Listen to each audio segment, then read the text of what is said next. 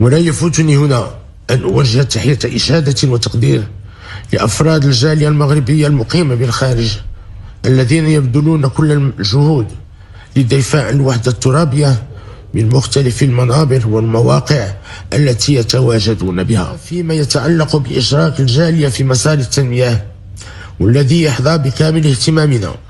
فإن المغرب يحتاج اليوم لكل أبنائه ولكل الكفاءات والخبرات المقيمة بالخارج، سواء بالعمل والاستقرار بالمغرب أو عبر مختلف أنواع الشراكات والمساهمة انطلاقا من بلدان الإقامة. وهنا نجدد الدعوة للشباب وحاملي المشاريع المغاربة المقيمين بالخارج للاستفادة من فرص الاستثمار الكثيرة بأرض الوطن ومن التحفيزات والضمانات التي يمنحها ميثاق الاستثمار الجديد. ومن جهتها فإن المؤسسات العمومية وقطاع المال والأعمال الوطني مطالبون بالانفتاح على المستثمرين من أبناء الجالية، وذلك باعتماد آلية فعالة من الاحتضان والمواكبة والشراكة بما يعود بالنفع على الجميع. Aux quatre coins du monde, des femmes et des hommes portent les couleurs du Maroc. Chercheurs, ingénieurs, médecins, entrepreneurs et experts, une communauté d'excellence qui contribue chaque jour à faire avancer le monde. Leur expertise est reconnue au sein des plus grandes entreprises, universités, institutions et centres de recherche du monde. Leur excellence fait rayonner le Maroc bien au-delà de ses frontières. Mais où qu'ils soient dans le monde, une chose demeure inchangée, leur attachement profond au royaume du Maroc. Une terre d'origine, une identité, une histoire, et une volonté commune de contribuer à son avenir. Partout dans le monde, les talents marocains partagent une même ambition. Mettre leurs compétences, leurs expériences, leur réseau et leurs connaissances au service du développement du Maroc. Pour transformer les compétences en impact, il faut créer des liens. Pour transformer les idées en projets, il faut créer des opportunités. Pour transformer les ambitions en réalisation, il faut rassembler les énergies. C'est toute la mission de Mumkin. Structuré autour de 9 pôles d'expertise, Mumkin mobilise les compétences marocaines dans les domaines stratégiques qui façonnent le monde d'aujourd'hui et de demain. Nouvelles technologies, droit, éducation, énergie, culture, finance, industrie, santé et sécurité. 9 communautés d'excellence. Une seule ambition, contribuer au rayonnement et au développement du royaume. Aujourd'hui, le royaume du Maroc connaît une transformation ambitieuse. Des projets structurants prennent forme dans de nombreux secteurs stratégiques. Innovation, infrastructure, énergie, santé, industrie, éducation et recherche ouvrent de nouvelles perspectives pour les générations futures. Ces réalisations représentent autant d'opportunités pour les talents marocains du monde de mettre leur expertise au service de leur pays. Où qu'ils vivent, où qu'ils exercent, les talents marocains restent unis par une même origine. Une même ambition. Une même volonté de participer à la construction du Maroc de demain. Lorsque les talents se rencontrent, les idées prennent vie. Lorsque les expertises se connectent, les opportunités émergent. Lorsque les Marocains du monde se rassemblent, c'est tout un pays qui avance. Pour donner vie à cette dynamique, nous avons créé la plateforme Mumkin. Un espace qui rassemble les talents, les investisseurs et les partenaires marocains du monde entier pour contribuer au Maroc de demain. Former, rechercher, investir, accompagner, s'engager et créer des partenariats, autant de façons de mettre son expertise au service du Maroc. La plateforme Mumkin transforme l'expérience, les compétences et l'engagement de nos talents marocaines et marocains du monde en opportunités concrètes pour l'avenir du Maroc.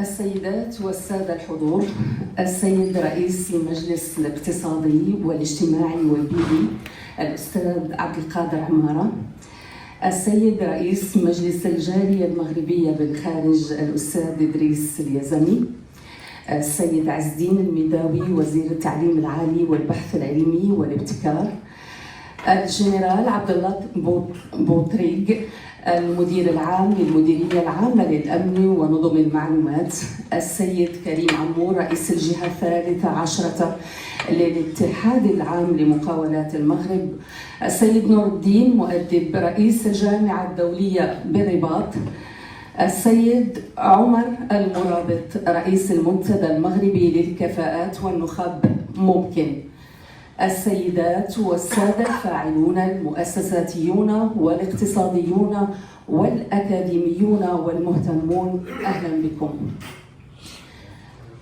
في عالم يشهد تحولات تكنولوجية متسارعة، أصبحت السيادة الرقمية والذكاء الاصطناعي من أبرز رهانات التنمية والقدرة التنافسية للدول، ولم يعد امتلاك التكنولوجيا أو استهلاكها كافياً، بل باتت القدرة على إنتاج المعرفة الرقمية والتحكم في البيانات وتطوير الحلول الذكية عاملاً حاسماً في ضمان الاستقلال الاستراتيجي وتعزيز التنمية المستدامة.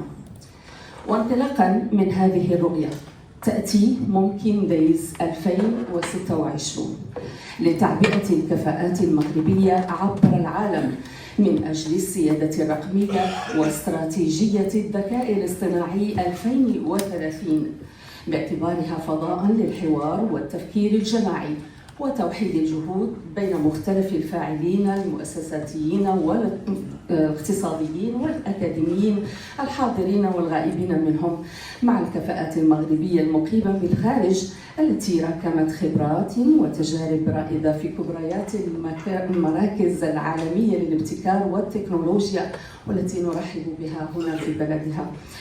وتهدف هذه الأيام إلى بناء جسور دائمة بين المغرب وكفاءاته المنتشرة في العالم أو عبر العالم، واستثمار الرأس المال البشري المغربي في بلورة رؤية وطنية طموحة تجعل من الرقمنة والذكاء الاصطناعي رافعتين أساسيتين للتنمية الاقتصادية والاجتماعية، وتعزز مكانة المملكة كقطب إقليمي إفريقي في مجالات التكنولوجيا المتقدمة.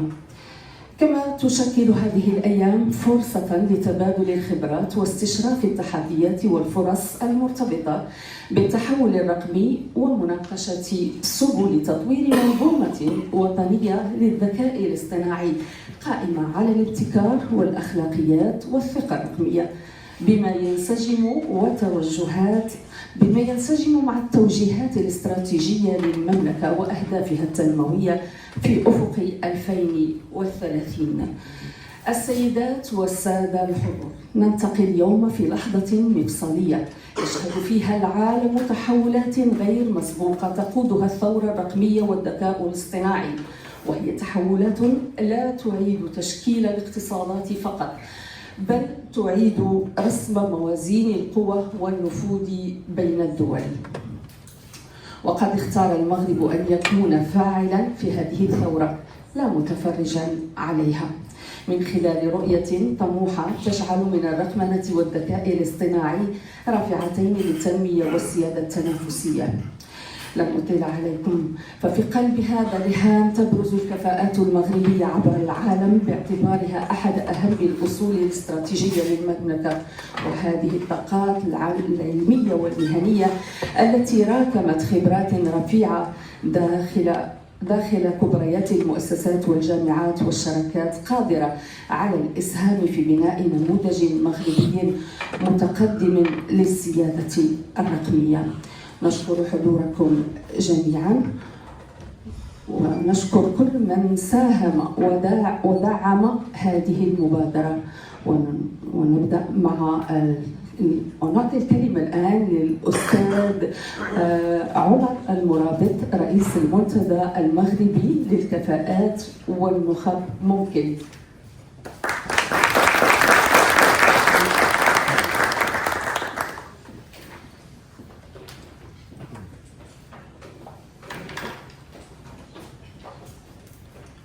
بسم الله الرحمن الرحيم، والصلاة والسلام على خاتم الأنبياء والمرسلين.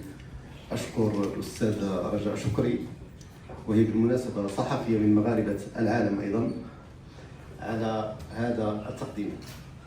السيد الوزير عبد القادر عمارة رئيس المجلس الاقتصادي والاجتماعي والبيئي، السيد إدريس اليزامي رئيس مجلس الجالية المغربية بالخارج، السيد الجنرال عبد الله بوطريق رئيس المديرية العامة لنظم المعلومات أو المعلوماتيات، السيد كريم عمور رئيس الجهة 13 لاتحاد مقاولات المغرب، السيد نور الدين المؤدب رئيس الجامعة الدولية للرباط وهو الذي يضيفنا في هذا المكان، السيدات والسادة الحضور.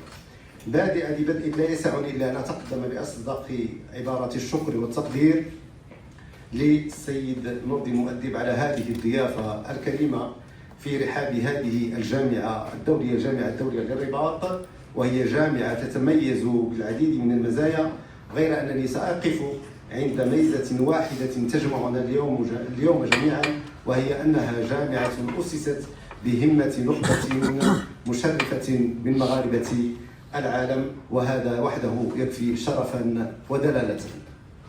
ثانيا اسمحوا لي أن أهنئكم بدخول السنة الهجرية 1448. أهل الله علينا وعليكم بالخير واليمن والبركات والصحة والعافية، وأهل الله على مولانا أمير المؤمنين صاحب جلالة نصره الله بموفور الصحة والعافية، وأدام عليه نعمة التوفيق والتسديد، وجعل أيامه أيام حكم رشيد. ثالثا، نحن مع المونديال، وربما يجب أن لا ننسى هذه المناسبة، وبما أن المناسبة شرط فلا يفوتني إلا أن أشير أن لقاءنا هذا الذي يتزامن مع المونديال، ونحن فخورون بمنتخبنا الوطني العزيز الذي يضم في صفوفه نخبة من أبناء الجالية المغربية بالخارج، وهذا نموذج يحتذى ومثال يقتدى، إذ نطمح أن يكون للمغرب منتخب متميز لا في كرة القدم وحدها، بل في ميادين التكنولوجيا والابتكار والصناعة والاقتصاد، لاعبون من نخب أبنائه لكن في كل الميادين. المنتدى المغربي للكفاءات والنخب، وإذا كان إذن المغرب غنيا بالكفاءة والنخب في مجال الكرة، فإنه غني أيضا في شتى المجالات ولا شك في ذلك، فإن كثيرا من هؤلاء المقيمين في الخارج يتوقون إلى المساهمة الفعالة في أوراش البناء الكبرى التي يشهدها المغرب في عهد صاحب الجلالة نصره الله. هم لا يريدون أن يبقوا في مقاعد المتفرجين، بل يريدون أن يكونوا في قلب الملعب لاعبين فاعلين، لا مجرد مشجعين، يضعون علمهم وخبرتهم وطاقتهم في خدمة وطنهم الأمين. وفي هذا الإطار تأسس بفضل الله تعالى ومنته المنتدى المغربي للكفاءات والنخب على يد خبراء مغاربة مقيمين بالخارج من شتى البلدان، سعيا منهم إلى رفع العوائق التي تحول دون مساهمتهم في مسيرة التنمية والبناء. وبما أنهم أهل للعطاء والتجديد، بدأنا أولا بكسر حاجز الجليد ورفع الجمود والتقييد، ودعونا هؤلاء الخبراء ليضيفوا لبناتهم في صرح التشييد، ويضعوا تجاربهم وخبراتهم في خدمة القديم والجديد، ويقدموا الاستشارة والرأي السديد، ويحققوا مع إخوانهم في هذا الوطن المجيد أجمل الإنجازات والمزيد، فترفع الرايات وتعلو في كل تمجيد، وتبنى الصروح شاهقات على أبهى صعيد، ويقطف أجمل الحصاد بعد طول تمهيد، ويشهد على ذلك القريب والبعيد، ويعم النجاح في بلدنا ويمتد بلا حدود أو تحديد، ويرزقنا الله المولى العمر المديد، ويجعل بصائرنا في أشد التسديد، وما كان ذلك على الله ببعيد. ختاما، من لا يشكر الناس لا يشكر الله.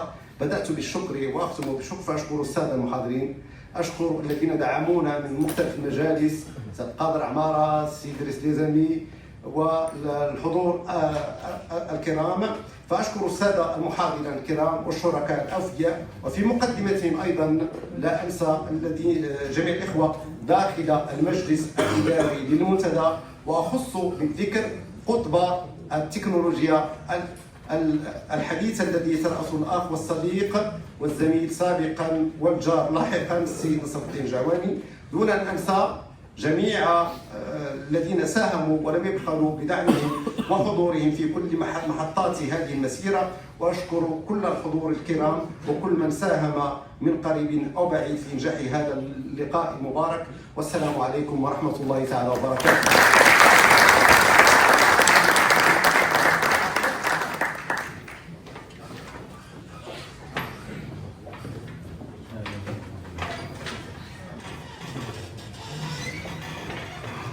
الكلمة الآن للسيد رئيس المجلس الاقتصادي والاجتماعي والبيئي الأستاذ عبد القادر عمار.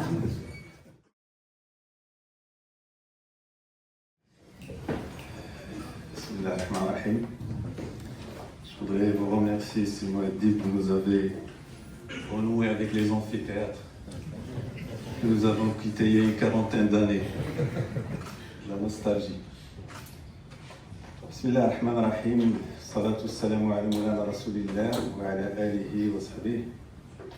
السيد رئيس مجلس الجالية المغربية بالخارج، السيد المدير العام للمديرية العامة لأمن النظم والمعلومات، السيد الأمين العام للمجلس الاقتصادي والاجتماعي والبيئي، السيد رئيس المنتدى المغربي للكفاءات والنقاب، الجهة المنظمة لهذه التظاهرة المتميزة، السيد رئيس الجهة الثالثة عشر الاتحاد العام لمقاولة المغرب، السيد رئيس الجامعة الدولية للرباط، السيدات والسادة ممثلو الجالية المغربية والكفاءات المغربية المختلف أنحاء العالم، حضرات السيدات والسادة.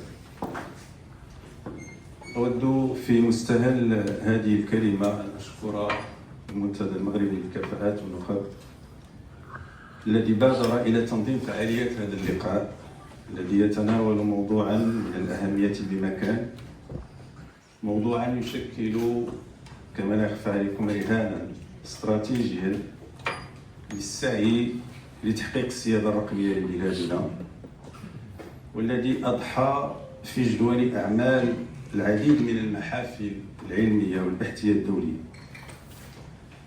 وموضوع السيادة الرقمية والذكاء الاصطناعي بما يطرحانه من تحديات وفرص، وكذلك لأثني على التعاون الوثيق المثمر الذي واكب التحضير لهذه الفعاليات بين الأمانة العامة للمجلس الاقتصادي والاجتماعي والبيئي باعتباره شريكا، والمنتدى المغربي للكفاءات والنخب باعتباره الجهة المنظمة.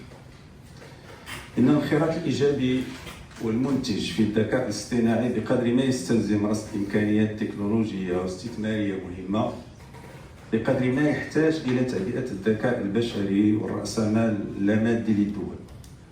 والمغرب يزخر الحمد لله بطاقات وكفاءات معتبرة في مجالات البحث والتطوير والابتكار التكنولوجي، سواء كانت من الكفاءات المقيمة داخل التراب الوطني أو خارجه.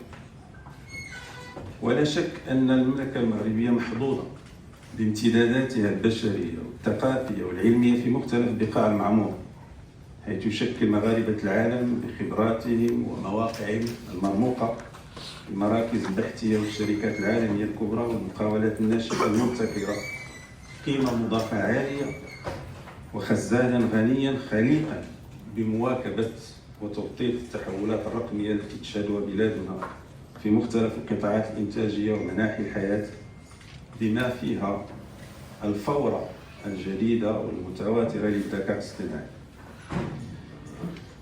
ومن نافذة القول التأكيد على أن السؤال المفصلي اليوم لم يعد يتعلق بجدول الالتحاق بقطار أو مسار الذكاء الاصطناعي من عدمه، لأنه أصبح قدرا داهما لا ينتظر المتأخرين أو المترددين، وإنما بكيفية تملكه والتحكم في تكنولوجياته والاستغلال الأمثل لتطبيقاته وحلوله في إنتاج واستهلاك المعرفة وتثمين الرأسمال البشري والابتكار، ومواجهة عوائق التنمية والرفع من التنافسية الاقتصادية وتحسين جودة الخدمات العمومية والرفع من مستويات القرار السيادي عموما. غير أن هذه الدينامية ليست عملية محايدة، فإذا لم يتم التحكم في ميكانيزماتها وتوجيهها فقد تؤدي تدريجيا إلى نقل مراكز اتخاذ القرار نحو منظومات خوارزمية معقدة وغير شفافة، بما قد يؤثر في الاختيارات والسلوكات الفردية والجماعية. مجتمعنا يسعى للحفاظ على هويته ومقوماته الحضارية مع الانفتاح الهادف على مختلف تجارب العالم. ويبرز هذا الأثر كذلك من خلال تحولات ملموسة في أنماط استخدام الذكاء الاصطناعي لدى فئات من المستخدمين. ويكفي أن أذكر أن هناك بعض الدراسات الحديثة، من بينها دراسة جازها مركز البحوث والدراسات حول استهلاك الكريدوت مؤخرا، تشير إلى أن الذكاء الاصطناعي يقدم في بداياته كأداة موجهة أساسا لتوفير المعلومات أو معالجات كميات كبيرة من المعطيات، غير أن استخدامه اليوم تجاوز هذا الإطار التقني، إذ أصبح يستعمل أحيانا ضمن علاقات ذات طابع عاطفي، حيث ينظر إليه أحيانا كصديق أو كمستشار موثوق، وأحيانا أخرى كشريك عاطفي، وهذا ما صرح به ربع المستجوبين. وتعتمد هذه الأنظمة خطابا بصيغة المتكلم أنا، وتستعمل تعبيرات من قبيل سأتحدث إليك بصراحة، ويمكنك أن تخبرني بكل شيء وأنا هنا من أجلك، مما يساهم هذا الخطاب بما يحمله من طابع طبيعي وتعاطفي في خلق وهم بوجود حضور إنساني قادر على الإصلاح والطمأنة والمواكبة العاطفية للمستخدمين، خاصة أنه على خلاف العلاقات الإنسانية يتميز هذا النمط من الذكاء الاصطناعي لأول وهلة بكونه لا يصدر أحكام قيمة ولا يعارض ولا يناقض. إن هذه الدراسة قد تبدو مثيرة، لكنها تنبئ بأن مجال الذكاء الاصطناعي موعود بمزيد من التطورات التي قد يكون لها بالغ الأثر على السلوكات الاجتماعية. حضرات السيدات في السادة، غير خاف عنكم أن المجلس الاقتصادي والاجتماعي والبيئي ما فات أيوه اهتماما خاصا بالتحولات الرقمية وانعكاساتها على النموذج التنموي ببلادنا، ويندرج هذا الاهتمام ضمن مقاربة متعددة الأبعاد تقوم على الرصد والتحليل والاستشراف من خلال عدد من الآراء والتقارير التي تناولت على وجه الخصوص الذكاء الاصطناعي، التكنولوجيا السحابية الكلاود، والبحث والتطوير والابتكار، فضلا عن التحديات المرتبطة بالأمن السيبراني، وهي الآراء التي صدرت باللغتين العربية والفرنسية بالإضافة لملخصات باللغة الإنجليزية. وفي ضوء هذه الأعمال تبرز خلاصة أساسية مفادها أن الذكاء الاصطناعي أضحى اليوم أولوية وطنية مهيكلة تقتضي من السياسات العمومية ذات الصلة توجيه تدخلاتها نحو غايتين رئيسيتين. أولا، تشجيع الاستخدام الواسع والمعقل للذكاء الاصطناعي في مختلف القطاعات. ثانيا، تهيئة الظروف الملائمة لبناء صناعة وطنية للذكاء الاصطناعي بحلول سنة 2030 قائمة على الابتكار والبحث والشراكات بين القطاعين العام والخاص، وبطموح واضح يتمثل في إنتاج حلول تراعي الأخلاقيات بمعنى الإيثيك، وتتسم بالتنافسية وتكون قابلة للتصدير مع تركيز الجهود على عدد محدود من القطاعات ذات الأولوية تفاديا لتشتت الموارد. والمجلس الاقتصادي كنقترح قطاعات التربية والصحة والفلاحة التي يمكن أن تشكل مجالات ذات أولوية لتطوير حلول قائمة على الذكاء الاصطناعي. غير أن أي طموح تكنولوجي من هذا القبيل كما تعلمون لا يمكن أن يحقق النتائج المرجوة منه ما لم يجعل الإنسان في صلب عملية التحول، ويأخذ بعين الاعتبار أن الأنظمة الرقمية لا تقتصر على إيجاد الحلول وتنفيذها فحسب، وإنما هي كذلك أدوات للتوجيه والتأثير على الأفراد والمجتمعات وكذا صناع السياسات العمومية. ومن ثم فإن تحصيل السيادة يستلزم امتلاك البنيات التحتية والتحكم في المعطيات، كما يحتاج إلى رصيد استراتيجي لا مادي يتمثل في الرأسمال المعرفي بما يشمله من قدرة على التميز أو التمييز بالأحرى، التمييز السليم والتفكير النقدي والإبداع، الاستقلالية الفكرية وإنتاج المعرفة وتداولها باعتبارها المقومات التي تتحدد على أساسها اليوم مكانة الأمم وقدرتها على الفعل والتأثير. ومن هذا المنطلق يعتبر المجلس الاقتصادي والاجتماعي والبيئي أن نجاح الانتقال الرقمي لا يمكن قياسه فقط بمستوى الرقمنة أو بدرجة التطور التكنولوجي أو بمدى قدرته على تعزيز الكفاءات البشرية بشكل مستدام وتحرير الطاقات الإبداعية وتمكين المواطنات والمواطنين من شروط الاختيارات المستنيرة. وفي هذا الإطار يقترح المجلس على وجه الخصوص أولا إرساء مسار وطني مندمج للتربية على الثقافة الرقمية والخوارزمية والإعلامية يشمل مختلف مراحل التعليم والتكوين والحياة المهنية بما يعزز على نحو مستدام قدرات المواطنات والمواطنين على التكيف والتمييز والاستقلالية في مواجهة التحولات التكنولوجية. ثانيا تعزيز منظومات التكوين المستمرة لمواكبة التحولات المتسارعة. احنا مؤخرا خرجنا واحد الرأي كذلك باللغتين الفرنسية والعربية حول التكوين المستمر في القطاع الخاص. وهذه التحولات المتسارعة تعرفها المهن والكفاءات على نحو مستدام. ثالثا تطوير القدرات الوطنية في مجالات البحث والابتكار والإبداع من خلال هيكلة منظومات متكاملة تجمع بين الجامعات ومراكز البحث والقطاع الإنتاجي إلى جانب تعبئة كفاءات المغاربة المقيمين بمختلف أنحاء العالم بما يسرع من وتيرة تملك التحولات التكنولوجية الكبرى لا سيما الذكاء الاصطناعي والحوسبة الكمية انفورماتيك كونتيك ويسهم في تأسيس السيادة التكنولوجية والمعرفية للمملكة. حضرات السيدات والسادة، يمكن اقتناء المعطيات لا شك في ذلك، يمكن تشييد البنيات التحتية، يمكن استيراد التكنولوجيات، أما الكفاءات فبناؤها يتطلب نفسا طويلا واستثمارا ممتدا عبر الزمن، وهي تمثل اليوم العامل الحاسم في التميز بين الأمم. وفي هذا المجال تحديدا يتوفر المغرب على ميزة استراتيجية بالغة الأهمية تتمثل في كفاءته المنتشرة عبر العالم التي تساهم في تعزيز وإغناء الرصيد الوطني من الخبرات لا سيما في مجالات الذكاء الاصطناعي وعلوم البيانات والتكنولوجيات الناشئة. فبمختلف أنحاء العالم يشغل مغاربة العالم مواقع متقدمة داخل الجامعات ومراكز البحث ومختبرات الابتكار والمقاولات التكنولوجية والمنظومات الأكثر تطورا، وهم يساهمون بشكل مباشر في تصميم وتطوير ونشر التكنولوجيات التي ترسم ملامح المستقبل. ويشكل هذا المعطى فرصة استثنائية بالنسبة لبلادنا، ومن ثم لم يعد النهاية مقتصرا على استقطاب الكفاءات أو تشجيع عودتها فحسب، وهذا مطلوب بطبيعة الحال، بل أصبح يتمثل أساسا في تعبئتها وتيسير تداول الخبرات فيما بينها وبناء شبكات للتواصل والتعاون بين الكفاءات في خدمة الأولويات الوطنية.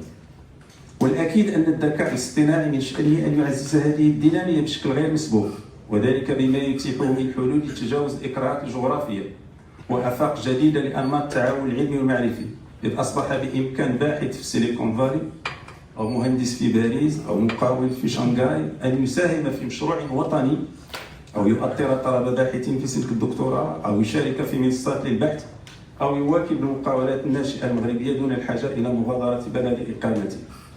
وتقتضي هذه التحولات اعتماد مقاربة جديدة أكثر مرونة وترابط تقوم في الآن ذاته على تداول المعارف والخبرات وعلى تعبئة الكفاءات عن بعد دون الاتهام حصريا بالحضور الفعلي بما يتيح الاستفادة المثلى من الطاقات المغربية عبر العالم خدمة لمسار التنمية الوطنية وتعزيزا للسيادة التكنولوجية والمعرفية للمملكة.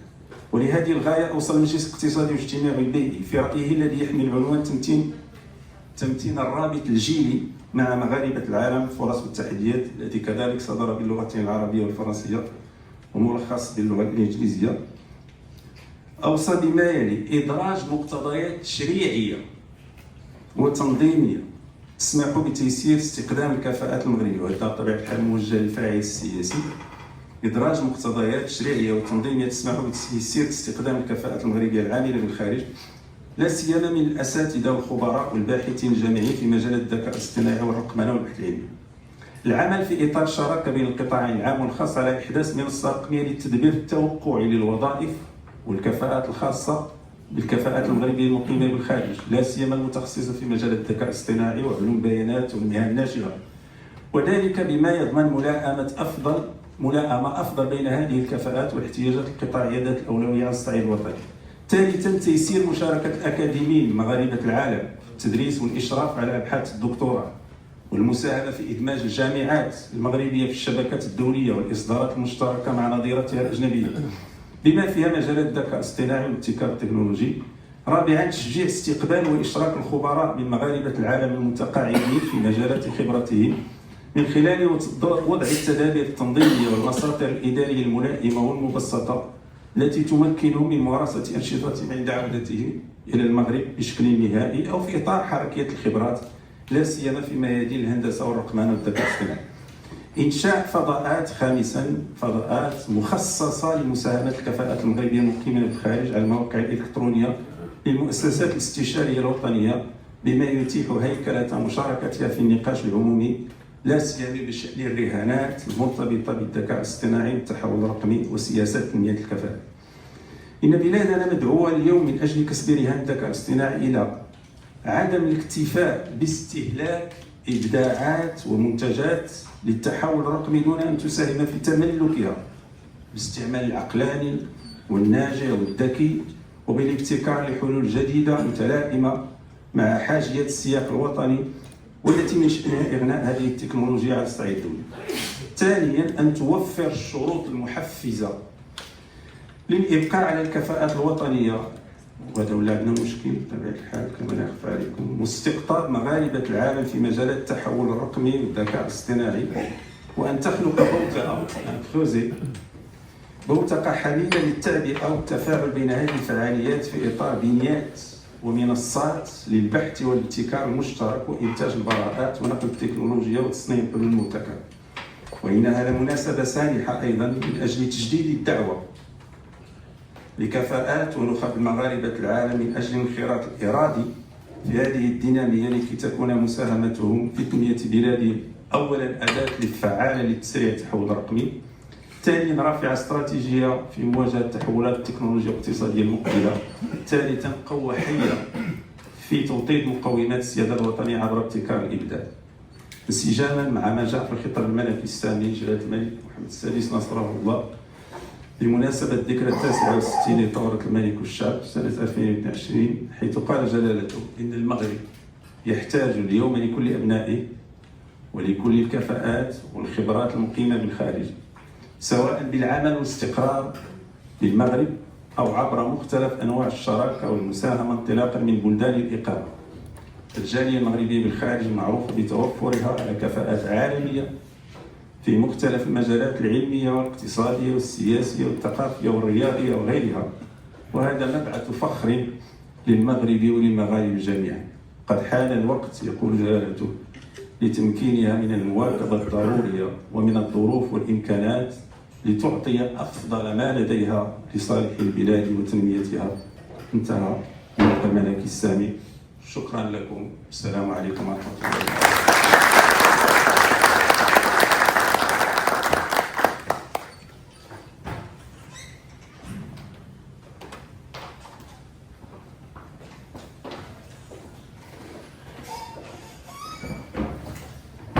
قبل إعطاء الكلمة للسيد إدريس اليزمي رئيس مجلس الجالية المغربية بالخارج، أود أن أشكر مؤسسة الحسن الثاني لمغاربة العالم على دعمها، ونؤكد أن فقط شكرها سقط سهوا.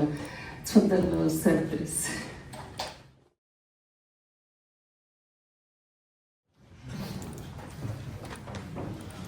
Monsieur le Président du Conseil économique et social, mon cher Sartrader, Monsieur le Président de l'Université internationale de Rabat, mon cher Notrin, mon général, Monsieur le Président de l'association Manqué, chers amis, distingués invités, Messieurs et Mesdames, les représentants des médias, bonjour. Écoutez, il y a une année, je crois, un peu ou un peu plus, j'ai assisté à des journées Monkin Days à Paris, et donc je suis très très heureux que cette deuxième édition se tienne ici au Maroc, et surtout dans cette enceinte qui est véritablement, j'en dirais un mot, une création des Marocains du monde. J'aimerais, si vous permettez, éclairer nos réflexions d'aujourd'hui par trois éléments de contexte national et au niveau international. Le premier élément de contexte qu'il faut je pense, avoir à l'esprit et que nous vivons dans un monde où il y a une approche aujourd'hui paradoxale de la question des mobilités et de la question migratoire. Nous sommes en même temps dans une phase de repli, de crispation politique dans pratiquement toutes les sociétés du Nord, et même, on le voit dans les sociétés du Sud. Il faut avoir à l'esprit ce qui est en train de se passer en ce moment même en Afrique du Sud, où des migrants de toute nationalité sont pourchassés, battus et voire tués. Donc la crispation politique et de certaines opinions publiques sur la question migratoire est quasi mondiale, mais en même temps nous vivons une période où il y a une compétition féroce pour les ressources humaines. Je voudrais simplement, bien évidemment, tout le monde a à l'esprit ce qui est en train de se passer en Espagne et la régularisation en cours en ce moment, ou même les régularisations en cours dans l'Italie de Madame Meloni.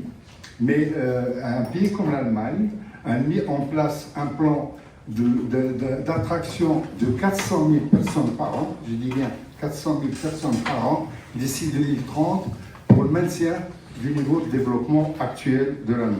Et donc nous sommes dans ce monde-là, et ce monde, le Maroc y est engagé définitivement et totalement. Nous sommes dans ce monde où la compétition pour la ressource humaine, et notamment, mais pas uniquement, les compétences de haut niveau que vous représentez, est une réalité. Deuxième élément de contexte, ce sont les mutations des communautés marocaines à travers le monde. Nous sommes, et ça a été rappelé par Saad Khader, nous sommes dans un pays qui a aujourd'hui plus de 6 millions de ses citoyens à l'étranger, où ces communautés connaissent des mutations fondamentales, dont notamment la globalisation, l'internationalisation de ces communautés, leur féminisation, mais surtout le développement socioculturel extraordinaire. Pratiquement aujourd'hui, un Marocain sur 5 à l'étranger est un universitaire ou a une formation universitaire de niveau universitaire. Et dans ce monde-là, comme ça a été clairement rappelé par Sa Majesté, et c'est dans le discours d'août 2022 et de novembre 2024, cette communauté et ce niveau de développement de la communauté marocaine étrangère est une ressource essentielle et centrale pour les projets de développement du Maroc. Troisième élément de contexte, messieurs, dames, c'est celui de l'existence dans ce pays d'une politique, entre guillemets, qu'on appelle politique de la diaspora. C'est-à-dire, on entend par politique de la diaspora les politiques étatiques développées par les États en direction de leur population expatriée. Le Maroc est un pays pilote en la matière. Les politiques envers les communautés marocaines étrangères ont été initiées par Feu Hassan II, ont été développées par Sa Majesté Mohamed VI, et aujourd'hui nous sommes à un tournant de cette politique. Cette politique a été évaluée, elle a été dynamique, elle a donné des résultats incontestables, mais en même temps, Sa Majesté a appelé à une mise à niveau de ces politiques, à des réformes institutionnelles et en même temps à une amplification de l'effort national en direction des communautés marocaines étrangères. C'est donc dans ce contexte national et international que vous tenez vos journées. J'aimerais à cet égard faire deux petites remarques finales. La première, c'est que je pense que certains d'entre vous connaissent ce grand sociologue algérien qui a vécu en France, qui s'appelait Ahmed Sayed. Ahmed Sayed disait une petite phrase: on n'immigre pas impunément. Et cela veut dire tout simplement que lorsqu'on immigre, on change, on se transforme, et en même temps le pays, pendant votre absence, se transforme et change. Ce n'est pas le même pays que vous avez quitté que vous allez retrouver. Et cela exige, d'une certaine manière, beaucoup d'écoute. Les Marocains du monde, les Marocains du Maroc ont besoin et doivent, comme Sa Majesté nous y appelait, doivent écouter, comprendre, nouer des relations, prendre des initiatives en direction des communautés marocaines du monde. Mais en même temps, les Marocains du monde doivent absolument écouter et comprendre les dynamiques qui sont en train de se passer dans ce pays. Le pays, pendant votre absence, n'est pas resté inerte. Le pays, pendant votre absence, travaille, innove, bouge, se trompe, mais s'évalue, s'auto-évalue en permanence. C'est à ça que sert, par exemple, le Conseil de la communauté marocaine étrangère ou le Conseil économique et social et environnemental. Ce pays travaille, la CGM travaille, les Marocains travaillent et innovent Et on n'attend pas nécessairement les Marocains du monde pour innover. Et donc il faut faire preuve d'écoute, d'empathie. Et je crois que c'est une question fondamentale qui doit vous habiter. Et c'est ma deuxième remarque. Nous sommes ici dans un espace qui est la meilleure illustration, de mon point de vue. Et je crois qu'aujourd'hui, personne ne peut contester cette fait, et Nordine va l'illustrer devant vous, de la manière de faire. C'est une des plus belles pratiques. Moi, je n'oublierai jamais le jour où il y aura un des séminaires préparatoires à la création du Conseil de la communauté marocaine à l'étranger, qui se tenait à la Tour Hassan, parce qu'un ami commun m'a présenté Nordine. Et quand Nordine m'a dit, je veux faire une université publique-privée dans ce pays, avec les Marocains du monde. Aujourd'hui, vous êtes dans cette université. Cela a demandé de la patience. Cela a demandé en plus de l'esprit d'entrepreneuriat, de la modestie, un courage de tous les jours, une capacité d'unir, de rassembler des points de vue, de rassembler les énergies, d'être à l'écoute et des besoins du Maroc et des communautés du monde. Je crois que c'est une des clés du succès. Je vous espère, à vous et à nous, plein de succès comme cette belle histoire. Subhanallah alaikum la amour. Merci.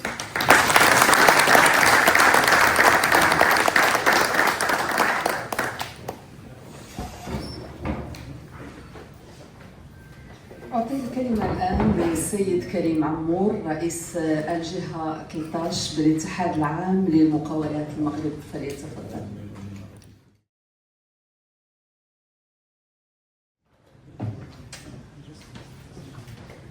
Salam alaikum wa rahmatullahi wa barakatuh. Monsieur le Président de l'Université, merci de nous recevoir dans cet espace magnifique. J'ai eu l'occasion de visiter votre université il y a quelques mois et je dois dire que d'un mois à l'autre, de nouveaux bâtiments se créent, de nouveaux départements se créent, de nouvelles compétences sont initiées. C'est juste un bonheur de pouvoir assister à cette évolution. Merci. Monsieur le ministre, messieurs les présidents, mon général, c'est un honneur pour moi en tant que Marocain né à Berne, en Suisse, ayant évolué essentiellement en Europe, en Angleterre, puis aux États-Unis, avant de rentrer au Maroc à l'âge de 27 ans, d'être parmi vous aujourd'hui et représentant le secteur privé marocain dans toute sa splendeur, avec ses 37 fédérations représentant 155 métiers et 12 régions, plus une que j'ai l'honneur de présider, qui est la 13e région, représentant ces dames et ces hommes de la diaspora dont j'ai fait partie pendant 27 ans. Alors, en fait, il existe un point commun entre toutes les nations qui ont réussi leur transformation, nous le savons tous, que ce soit l'Inde, la Chine ou d'autres pays. Cette transformation a eu lieu pour beaucoup grâce à la diaspora. Et je discutais dernièrement, j'ai eu l'honneur de rencontrer le président de Google, et en discutant avec lui, il m'expliquait cette particularité qu'ont les Indiens des États-Unis et d'autres pays. C'est que quand ils se développent, ils s'épanouissent, ils réussissent dans leur pays d'accueil, de résidence, eh bien, ils finissent par rentrer dans leur pays pour apporter, quel que soit leur niveau, ce niveau de push, je ne sais pas comment on dit, ce niveau d'inflexion, pour que leur pays puisse bénéficier de ce dont eux ont pu apporter. Aujourd'hui, le Maroc dispose d'un atout extraordinaire, nous le savons tous, sa diaspora, et à la CGM, nous le défendons bec et ongle, parce que nous pensons que c'est une vraie ressource pour nos entreprises, pour nos 100 000 entreprises affiliées, qui, je vous le précise, parce que peu le savent, 95% sont constitués de petites et moyennes entreprises.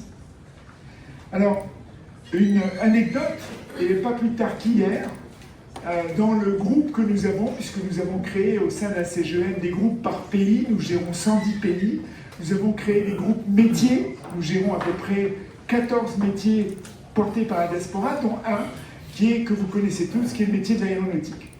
Et hier, en souhaitant les vœux à nos membres, un des membres, je ne sais pas si parmi vous il y a des membres qui sont dans le groupe de l'aéronautique, nous interpelle pour nous dire, voilà, je suis un Marocain du monde, je veux rentrer dans mon pays. Je travaille à Airbus Industries à Toulouse et je veux rentrer pour développer des drones de nouvelle génération qui sont des drones qui sont susceptibles d'aller à 2 fois la vitesse des drones moyens, que ce soit des drones militaires ou que ce soit des drones civils.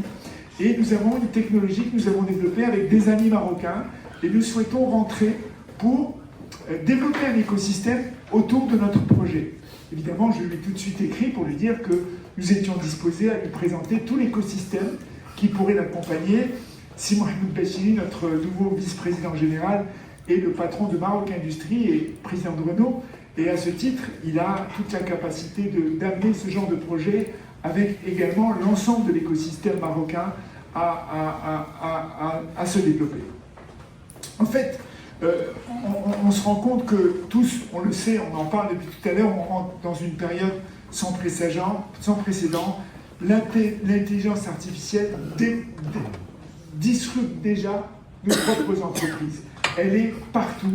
Elle est utilisée malheureusement, je le dis parce que je le vis au sein de la CGN, de manière anarchique, en patchwork. Un peu tout le monde utilise ChatGPT par-ci, Claude par-là, et d'autres IA venant de l'étranger. Dans ce contexte, aucune région, aucune fédération, aucune entreprise ne peut évidemment avancer seule sans un programme commun. Et c'est ce que nous avons décidé dans le cadre de ce mandat de Mehdi Taizi et Mohamed Bachiri, qui est le mandat 2026-2029, d'accompagner, de mettre de la cohérence, de mettre de la sécurité, on va en parler, autour de ces entreprises. Donc notre ambition, et l'ambition du président et du vice-président, c'est de faire de l'innovation ce fameux sujet transverse, parce que de toute façon, de par sa nature, elle est transverse. D'ouvrir largement les entreprises à l'expertise internationale, en commençant par notre diaspora, ces fameux 110 pays et ces secteurs que nous avons consacrés au sein de la région 13, nous sont les plus grands leviers pour ce partenariat. Évidemment, ça signifie connecter les talents marocains du monde à nos fédérations, connecter les Marocains du monde à nos régions et permettre à nos régions et à nos fédérations qui sont dans le skin in the game tous les jours à développer des projets, développer des sujets, créer de l'emploi et développer ce merveilleux Maroc sous la vision de Sa Majesté Lorenzo, leur permettre de conjointement communiquer. Tout à l'heure, j'ai rencontré une dame qui m'a raconté qu'elle était dans le domaine de l'exploration sous-marine des gisements en Norvège. Et moi, je fais partie d'un groupe qui s'appelle Abundant 360 aux États-Unis et qui travaille plutôt de l'autre côté, c'est-à-dire qui travaille plutôt dans un environnement qui est un environnement des galaxies, où on pourrait aller, on va dire, prélever des minerais, mais cette fois-ci au sein autour du système solaire. Là, on a un exemple qui est un exemple en Norvège où on va chercher tout près de nous, à 2000, 3000, 5000, 10 000 mètres probablement, quelquefois même plus, des gisements en fait, et c'est une expérience portée par une Marocaine du monde. Et je pense qu'il faut la regarder, l'observer et la suivre parce que nous avons plus de 3500 km de côte. Et je pense que nous avons des gisements à explorer dans ce cadre. Le levier MEM de la CGN peut transformer donc le potentiel et en fait nous avons une plateforme qui est constituée de 5 piliers. Nous avons un pilier de mentorat où une Marocaine ou un Marocain du monde peut translater son savoir-faire sur un entrepreneur de Berkane, d'Agadir ou de L'Gouela. Nous avons également un pilier, et ça peut se faire à l'inverse, où ce fameux Marocain qui m'a contacté pour développer des drones, eh bien nous allons l'accompagner dans l'écosystème de l'aérospatial, de l'aéronautique. Nous avons également un pilier investissement, où les Marocaines et Marocains du monde peuvent venir investir sur leurs projets. Cet exemple de drone en est un également où nous pouvons le diriger vers les organes de l'ABIE, des CRI, des administrations concernées, mais aussi des clients qui sont susceptibles d'accueillir ces technologies. Nous avons également un pilier, et celui-ci me tient particulièrement à compte, venant moi-même étant mathématicien, venant du monde de la recherche, c'est le pilier R&D Triangulation, c'est-à-dire d'avoir un Marocain basé à la NASA, susceptible de se mettre en contact avec l'UIR dans son département, par exemple, de l'aéronautique ou c'est le cas, donc voilà, on a l'exemple, et au service d'un projet sur le terrain, qui soit développé par un univers d'entreprise. Nous avons ce quatrième pilier qui est également très important. C'est le pilier de ce qu'on appelle Business Ambassadors.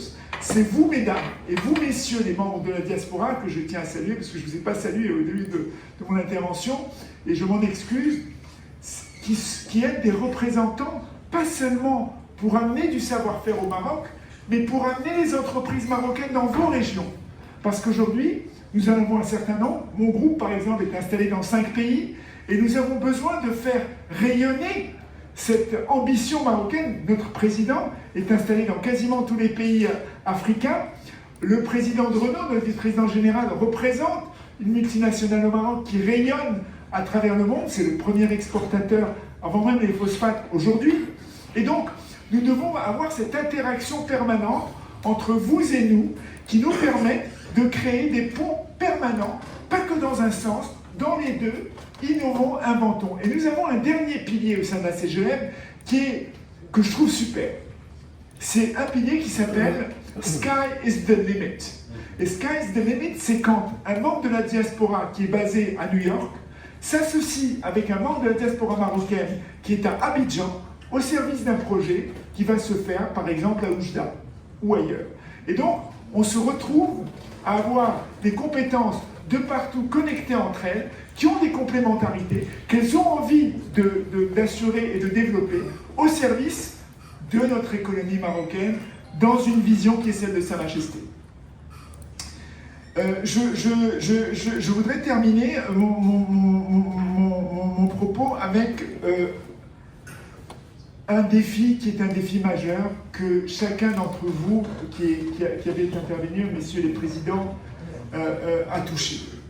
C'est le défi des arbitrages entre le développement, l'innovation et l'emploi. Sa Majesté, dans son dernier discours, nous a orientés vers des investissements de 550 milliards de dirhams. Nous y sommes presque. Mais la deuxième partie de sa phrase est probablement plus importante que la première, à condition de créer 500 000 emplois. Comment, dans ce monde disruptif de l'IA, des agents, des robots? Hier, j'ai reçu une information où aujourd'hui, vous avez ce qu'on appelle des cobots, qui sont ces fameux robots à bras articulés, qui ne sont plus programmés par des IA, figurez-vous. Ça date d'hier. Ils sont simplement pris par des employés qui les amènent à faire les mêmes gestes que celui qu'ils font au quotidien et qui les laissent travailler en toute autonomie dans ce qu'on appelle un environnement d'IA autorécursive, c'est-à-dire auto-apprenant qui s'améliore. Et j'en viens à dire, il faut que nous travaillions ensemble avec la diaspora qui se trouve dans ces pays qui sont en avance sur l'environnement de l'emploi par rapport aux nôtres, pour dire comment est-ce qu'on pourrait utiliser, moi j'ai beaucoup de membres de la diaspora qui me disent, mon back-end dans l'innovation, il est au Maroc parce que les ingénieurs marocains sont très bons. Il faut que nous cultivions ça de plus en plus. Nous sommes dans l'ère de l'IA, nous sommes dans l'ère du digital, nous sommes dans l'ère de la robotique. On voit l'IA comme simplement un logiciel. L'IA, c'est des robots qui se déplacent d'une manière autorécursive. C'est de plus en plus d'autonomie et donc de moins en moins de ce que le Maroc a consacré dans son secteur, par exemple, de l'industrie textile, de main-d'œuvre. On voit aujourd'hui en Inde des gens avec des caméras sur le front qui, en fait, transmettent leurs gestes à l'IA qui, demain, va être gérée par des robots, cobots ou robots humanoïdes. Donc, soyons très vigilants dans ce croisement entre l'innovation et l'emploi. Sa Majesté est très vigilant sur ce plan. Mon dernier point est un point global, et mon général, je m'adresse plus particulièrement à vous qui avez cette charge dans notre pays. C'est la partie cyber security. Quand on travaille, vous avez probablement assisté, comme nous tous, à l'événement Mythos. L'événement Mythos, cette IA de Claude qui est venue il n'y a pas plus tard qu'il y a pratiquement 15 jours, impacter tout l'environnement de cybersécurité du monde entier.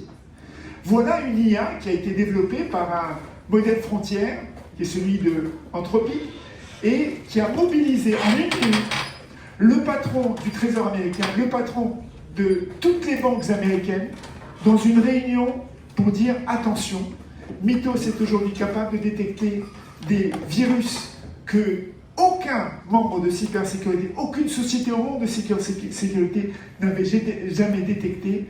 Et ce modèle a été leaké et il est parti dans le dark web. Et certains aujourd'hui sont en train d'utiliser. D'autres IA chinois sont en train de l'imiter.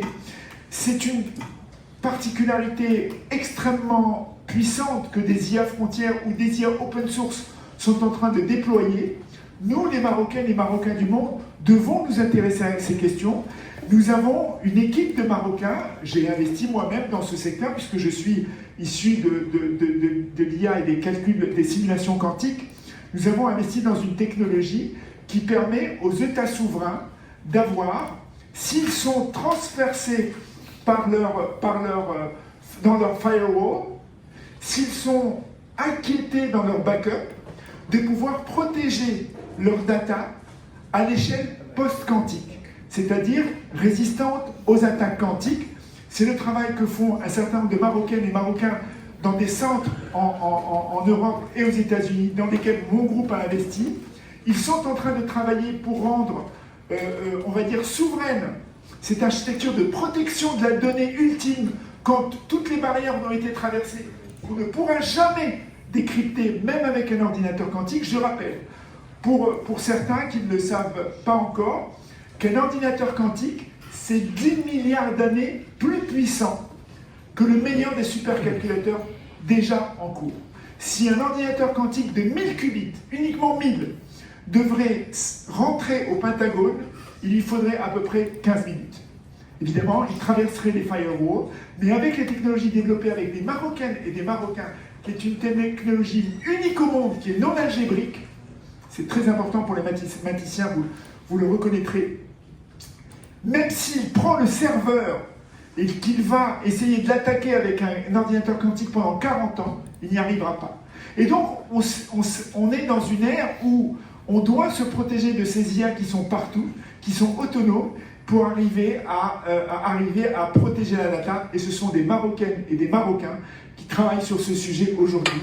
Nous avons développé avec la NRT le premier calculateur quantique de clés aléatoires. On l'a fait avec Sihassi d'ailleurs. On a développé le premier crypteur de données en transit post-quantique, également résistant aux attaques quantiques. Vous pourrez lui en parler en général, il pourra vous le confirmer. Et donc, toutes ces technologies-là, eh bien, elles viennent en partie de Marocaines et de Marocains. Et je pense qu'il faut qu'on en soit fiers et qu'on les applaudisse parce que dans toute cette IA qui est développée à travers le monde, quand on arrive à l'état ultime de la data, qui est le nouveau on va dire, pétrole, eh bien, des Marocains et des Marocaines sont dans la boucle. Merci.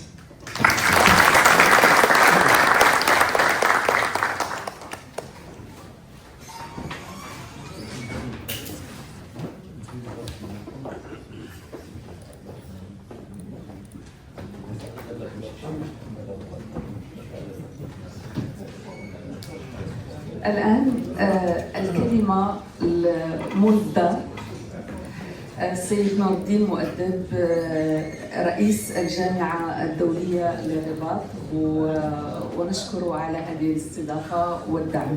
تفضل أستاذ.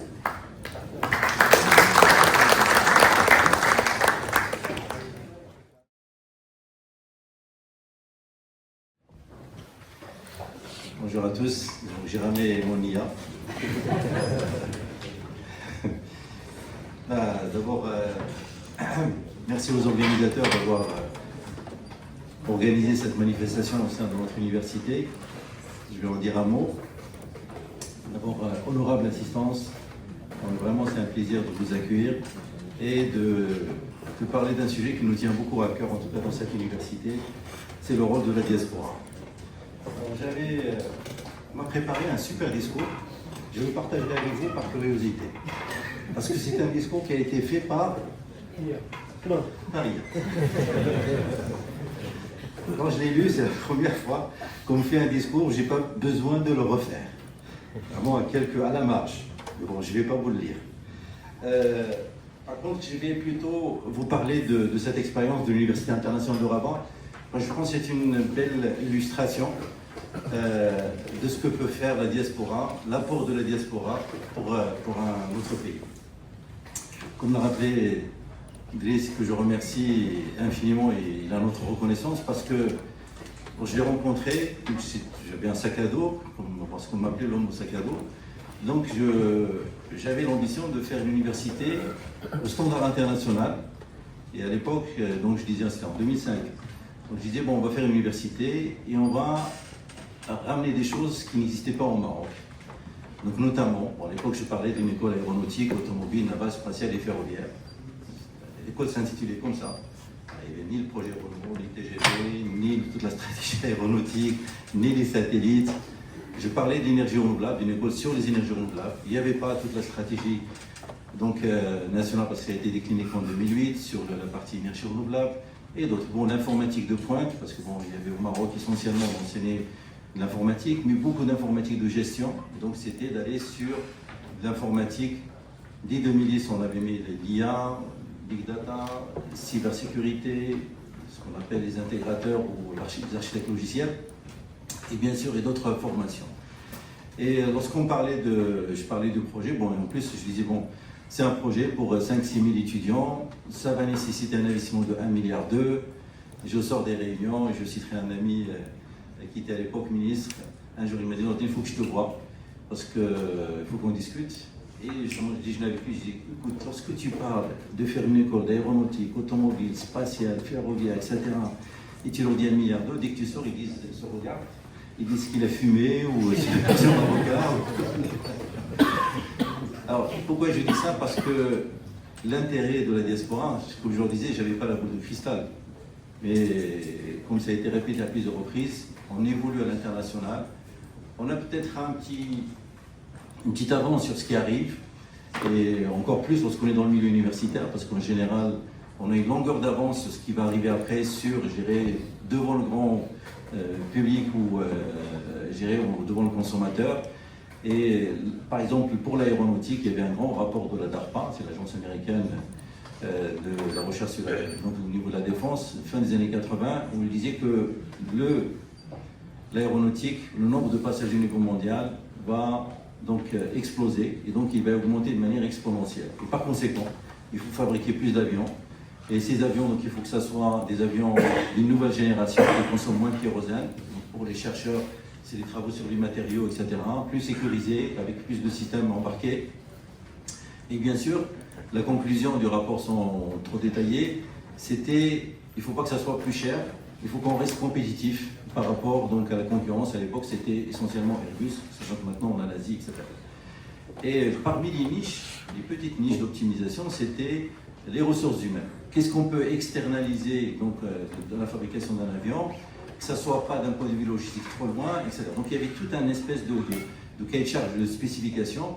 Et donc les Américains, bon, c'était le Mexique qui était le plus proche, une partie au Mexique, une partie au Canada.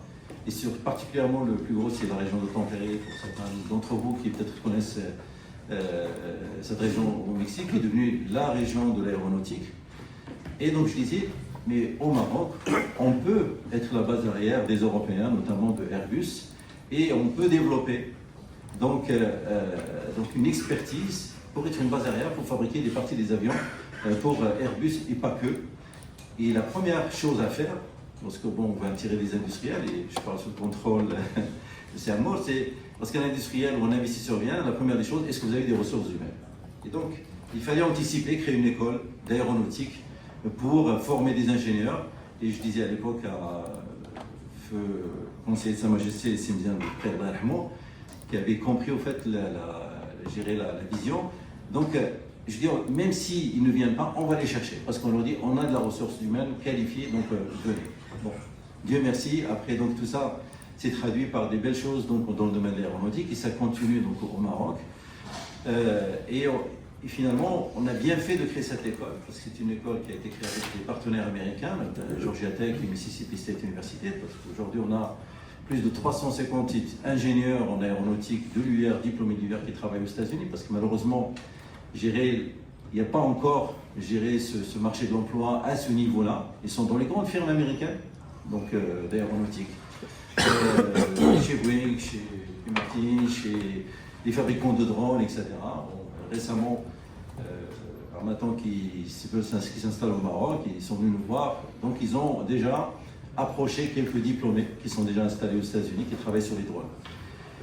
Donc la même chose pour l'automobile. Bon, je ne vais pas décliner le pourquoi de l'aéronautique, l'automobile, le naval, spatial et ferroviaire, mais en tout cas, il y avait pour chaque chose, comme je disais, donc nous, c'est-à-dire lorsqu'on est ailleurs et on a accès peut-être à un certain nombre d'informations et d'études, on est un petit peu en avance. Et donc c'est ce qui nous a permis, en tout cas, de créer donc, dans cette université des choses qui étaient en complémentarité par rapport à l'offre donc, du milieu universitaire, à l'époque publique essentiellement. Voilà. Donc pour relever les défis pour notre université, donc il fallait mobiliser des compétences. Et ce que je remercie, parce qu'on a été incubé au CCME, parce que j'avais pas de bureau ni rien, donc on utilisait les salles de réunion du CCME. Il fallait mobiliser des Marocains, des diasporas, pour monter ce projet. Aujourd'hui, il y a plus de 120 enseignants-chercheurs marocains qui ont fait le chemin retour, parce qu'on parle souvent de la mobilité, donc il y a un mot que je n'aime pas du tout, parce qu'à chaque fois on parle de la fuite des cerveaux, on est plutôt dans la mobilité des compétences, donc on parle donc des départs, mais on ne parle pas des retours, parce que les retours, à mon avis, ils sont de plus en plus importants. Peut-être qu'ils ne sont pas tous enregistrés, mais on a de plus en plus de Marocains qui se manifestent pour rentrer. Donc aujourd'hui, cette université, donc ce qui a fait une des clés de succès, ce qui a été répété par Télis tout à l'heure, c'est d'avoir donc cette diaspora. Et on avait en 2009, parce que en 2009, lorsque je parlais de la mobilisation de la diaspora, il m'a dit, écoute, on a tout essayé avec la diaspora, on a une université, on n'arrivait pas à la mobiliser. Et je lui ai dit, bah, écoutez, on fait un événement et je vais faire venir cette diaspora au Maroc pour que vous la voyiez. Et on a organisé, donc c'est dans les archives de la SNRT, donc à la Bibliothèque nationale Driss y était, et on avait fait venir pas loin de 200 Marocains de la diaspora enseignants-chercheurs, dont certains étaient méconnus du paysage marocain. Aux États-Unis, mais vraiment des stars dans leur domaine, notamment dans le domaine de la recherche. Et on avait tenu donc à la Bibliothèque nationale donc une conférence pour présenter le projet de l'Université internationale et en même temps pour montrer qu'il y a réellement une diaspora qui était mobilisée derrière ce projet. Et en fait, la mobilisation, je disais à l'époque à la plupart des responsables, ils n'arrivent pas à mobiliser la diaspora. Et je racontais une anecdote à Simzian Mahmoud. Simzian, je faisais partie de cette diaspora que vous avez essayé de mobiliser. J'ai passé 30 ans en France. C'était la première initiative, si vous vous rappelez, c'était Top 10. Et je lui ai dit, écoutez, on est venu, on nous avait fait des belles présentations, ça c'est vrai. On a bien mangé, avec une choix, voilà. On nous avait fait visiter quelques industries, etc. C'était très bien. Et après, Islam. On est parti, il n'y avait plus rien. Bon, après il y avait Finco, le Mahna. Bon, tout ça pour dire, en fait, pour mobiliser donc, les compétences marocaines, il faut les mobiliser autour de choses concrètes, de projets.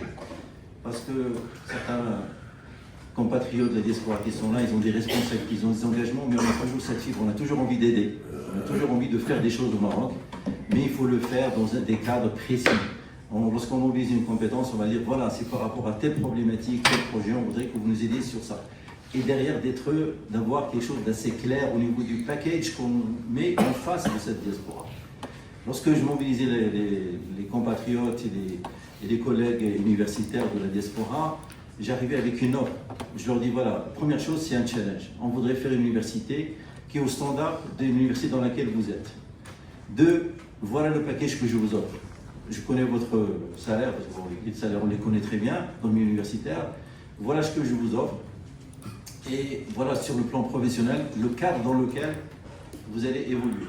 Je vous mets donc des ressources humaines, il y en a pas mal qui sont là, c'est vous-même le doyen du collège d'ingénierie, et était à l'époque au Canada.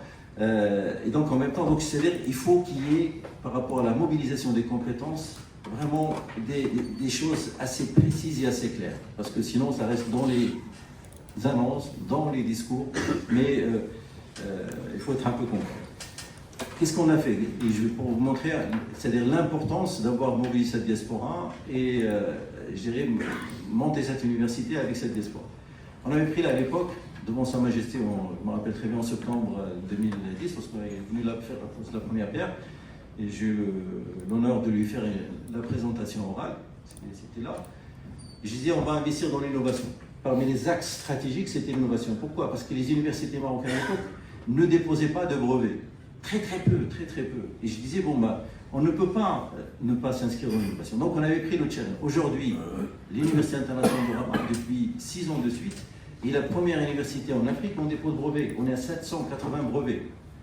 Alors, 780 brevets, dont 20% à l'international. Et ça, c'est le classement de l'OMPI, de l'Organisation mondiale de la propriété intellectuelle. C'est pas nous qui déclarons ça, mais c'est un classement international. On avait pris donc le pari d'aller chercher les rankings et les accréditations internationales. Aujourd'hui, le Maroc a la 20e business school au monde. Notre business school est les 20e mondiale dans le classement du Financial Times. Ça, c'est des faits. Elle a des accréditations internationales, elle est triple accréditée. Et il y a toute l'ingénierie, double accréditation, les seuls donc, à être accrédités en Afrique en accréditation américaine IBET au niveau de l'ingénierie et l'accréditation européenne. Et tout ça n'aurait pas pu être possible sans donc, cette diaspora, et ça a été répété à plusieurs reprises, qui avait une expertise, qui avait donc une expérience, qui avait un savoir-faire et qui avait un réseau. Donc lorsqu'on veut par exemple chercher une accréditation internationale, ça ne se fait pas comme ça. Il faut, donc c'est des process, c'est Goumef qui est un des spécialistes dans les accréditations. Donc voilà, c'est-à-dire pour montrer quel est l'apport donc de la diaspora. Alors sur le plan académique, c'est une belle réussite grâce à cette... Mais maintenant, sur le plan économique, parce que c'est une université dans le cadre d'un partenariat public-privé, parce que j'insiste là-dessus, parce qu'il fallait aussi montrer qu'on peut s'autofinancer et on peut équilibrer nos comptes. C'est une université qui a coûté 0 dirham à l'État marocain. 0 dirham à l'État marocain. Au contraire, elle a beaucoup donné à l'État marocain. Parce qu'on paye l'IS, on paye toutes les taxes, etc. On est pas loin de 500 millions de dirhams de taxes diverses, je ne parle même pas de l'IA. Donc l'université internationale, en tant qu'entreprise citoyenne, université citoyenne, elle paye donc ses impôts donc, à l'État. Donc c'est important, parce que l'idée, ce n'était pas qu'on vient comme un poids supplémentaire sur le budget de l'État, mais plutôt d'être. Et ça aussi, il fallait avoir des Marocains de la diaspora, des Marocaines, j'insiste, Marocaines et Marocains de la diaspora, qui savent ce que c'est que gérer, ce que ça veut dire donc une gestion saine. Et donc ça aussi, c'était l'apport. Donc il y a le côté académique et aussi le côté managérial de l'université. Donc maintenant sur les sujets qui, aujourd'hui, le sujet sur l'IA. C'est un mot tout à l'heure, je crois qu'il est informaticien aussi. Donc dans notre vie, je suis informaticien dans le domaine des bases de données. On a fait beaucoup d'IA à l'époque aussi. Aujourd'hui, l'IA est en train de révolutionner. Bon, je pense que c'est indéniable, tout le monde en est conscient, etc. Mais qu'est-ce qu'on peut faire concrètement aujourd'hui au Maroc? Je pense qu'on a la capacité de développer un IA souverain.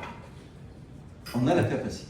Aujourd'hui, on est en train, encore une fois, l'apport de la diaspora et de cette université, c'est on va avoir un laboratoire, en fait, on a un laboratoire avec le CNRS, ce qu'on appelle IRL, International Research Lab. Ce sera le premier laboratoire CNRS en Afrique sur l'IA, sur l'UF Rugal.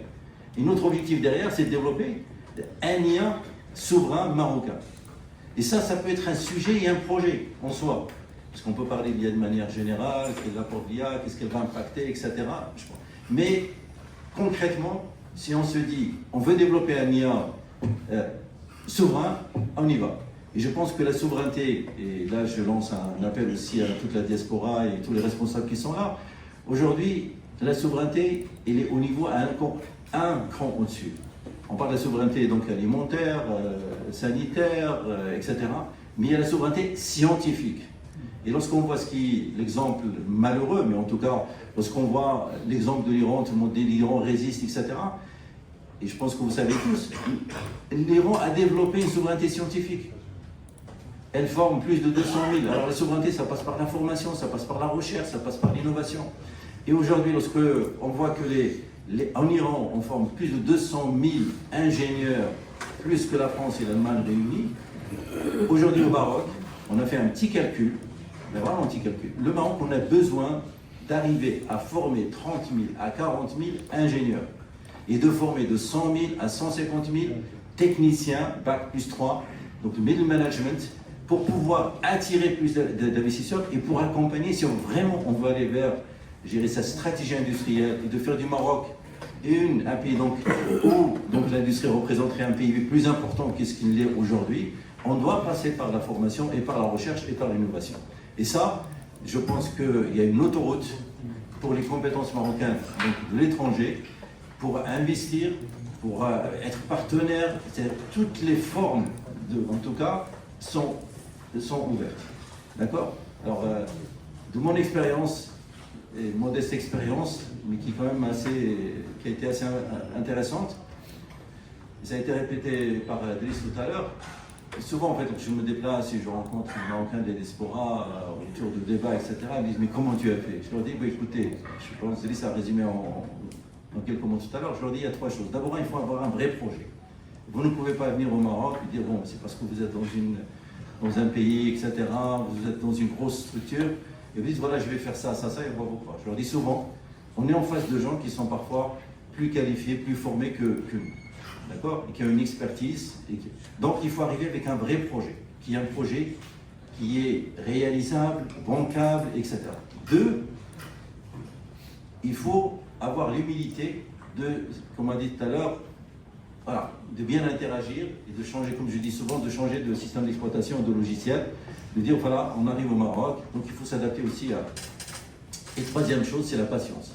C'est malheureusement, je vous le dis en toute franchise, c'est long. Parfois on peut vous dire oui, c'est super, etc. Mais dans la réalité, après, je le dis en toute franchise, c'est autre chose. D'accord? Et on n'a pas toujours les bons interlocuteurs. Personnellement, j'ai eu la chance de tomber sur des interlocuteurs qui ont accompagné le projet, Cynthia Boulfet, Driss et d'autres personnes qui ont cru dans le projet et ce qui nous ont permis de mettre rien que 5 ans, c'est de 2005 qu'on a pu démarrer, comme disons. Donc il faut avoir du souffle derrière pour à la fois du souffle de patience et aussi des engagements financiers qui parfois peuvent être relativement lourds. Et il faut, je pense que les choses ont évolué depuis 2005, mais néanmoins, je recommande à ce que, en tout cas pour les Marocains de la diaspora, de croire dans ce pays, parce que ça a été répété. Beaucoup de choses ont évolué, et ça évolue très très vite, sincèrement, parce qu'il y a beaucoup de choses. Moi je vois juste, nous on voit à notre petite échelle, les sollicitations qu'on reçoit aujourd'hui, elles sont très nombreuses et de plus en plus importantes par rapport à il y a quelques années. Que ce soit en termes de formation, que ce soit en termes de recherche, que ce soit en termes d'accompagnement. Même des entreprises maintenant viennent nous voir, des Marocains qui ont des entreprises qui s'installent ici, donc de faire des JV. L'aéronautique, Safran qui nous demande de leur former donc par rapport à leur installation. Et donc on va ouvrir donc une antenne à Casa, je vois ça, pour faire donc, des formations sur les métiers de l'aéronautique et les drones. Et les sujets ne manquent pas, c'est-à-dire les opportunités sont très importantes. Il faut juste vraiment que les choses soient bien cadrées et bien ciblées. Et ne pas, peut-être parfois donc on a envie de tout faire, mais peut-être faire vraiment quelque chose de bien précis, mais concrète.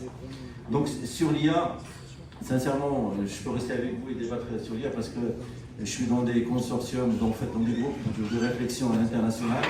Et ce qu'on discute, personnellement, ça m'effraie.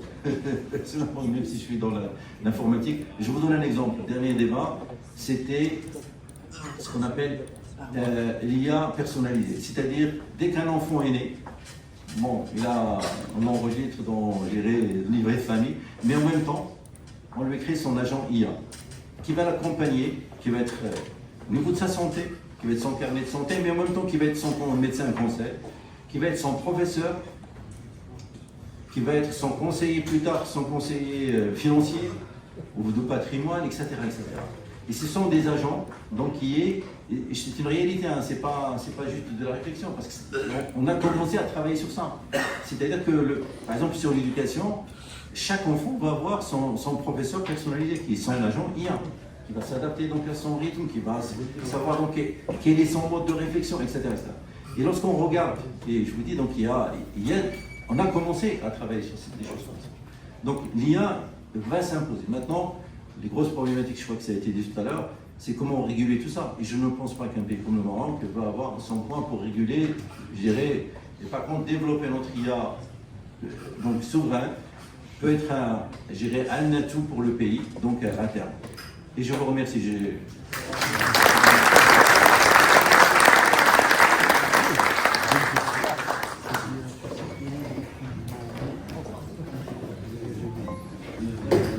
أجدد شكر الحضور المسؤولين السادة الوزراء السيد الجنرال السادة المسؤولين.